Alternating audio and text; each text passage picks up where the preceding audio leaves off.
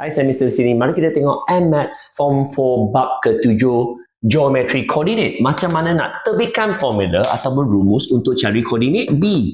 So sekarang dia bagi awak A ialah PQ, dia bagi awak C ialah RS, nak cari koordinat B iaitu XY.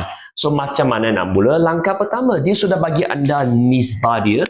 AB kepada BC ialah M kepada N. So nisbah dia kita tulis sini. AB ialah M, BC ialah N. So lepas kita tulis, kita senaraikan dalam bentuk Cartesian. Artinya buat macam ini. Paksi Y dan sini paksi X. Dan apa kita buat? Kita label dulu. Contohnya ini ialah X, ini ialah Y, betul? So X adalah, tengok ke bawah, nilai dia P. Kalau kita tengok sini pula, nilai X dia ialah X. Nilai sini pula, X dia ialah R. Settle. Lepas tu macam mana dapat M? Ialah panjang kat sini ataupun jarak. Macam mana cari jarak? Guna belakang tolak depan. Ini ialah X tolak P. Siap sebelah sini. Sini pula nak cari N ialah R tolak X. Nak cari sini ialah R tolak X. Siap. Kita tengok sini pula. Kalau kita tarik ke sebelah kiri pula, itu ialah nilai Y. X, Y. S ialah nilai dia. Tarik ke sini pula, ini ialah Y. Tarik ke sini pula, ini ialah Q. So nak cari jarak dia, kita guna atas tolak bawah. Q tolak Y. Ini ialah Q tolak Y. So sini pula ialah Y tolak S. Y tolak S. Settle. Sudah dapat semua panjang dia. Lepas dapat semua panjang dia, kita nak continue pula. Macam mana nak terbitkan rumus. So kita nak guna cara nisbah. Contohnya saya mula dengan bahagian X. So bahagian X ialah macam ini. Ini kepada ini. Kalau saya letak X tolak P per A tolak X, dia mesti sama dengan ini ialah M, ini ialah N. So M over N. Settle sini. Sebelah kiri pula. Untuk nilai Y pula, kita tengok Q tolak Y sama dengan M, Y tolak S sama dengan N. So saya buat sini Q tolak Y per Y tolak S mesti sama dengan M per N. Sebab ini M, sebab ini N. So M per N. So sekarang ingat, kita nak cari rumus untuk koordinat B. Koordinat B ialah X dengan Y. So kita nak cari X, Y. So macam mana nak cari X, Y? Darab silang. So ini kita buat darab silang.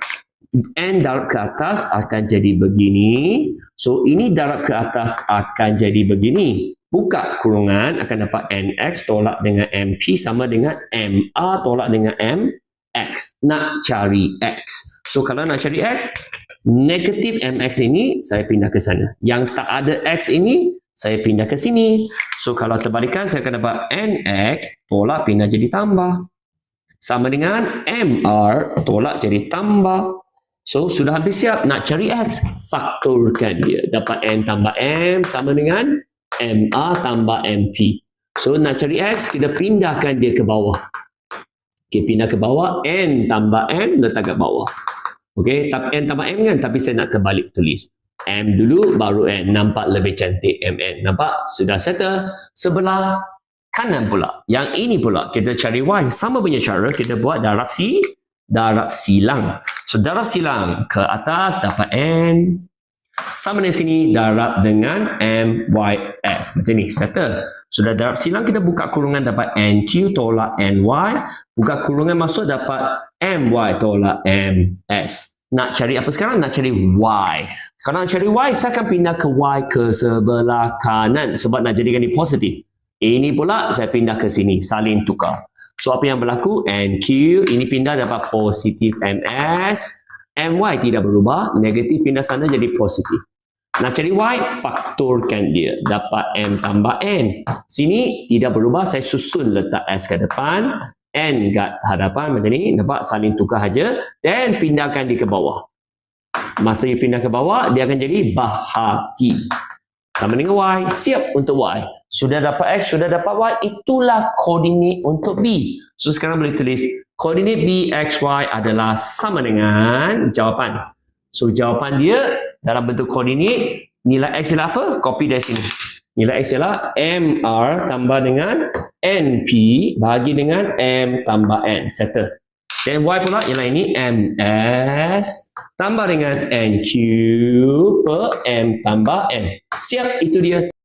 Untuk mengetahui lebih banyak, anda boleh join saya melalui kelas percubaan secara percuma. Cuma kena WhatsApp ke nombor ini. Kami akan membantu anda.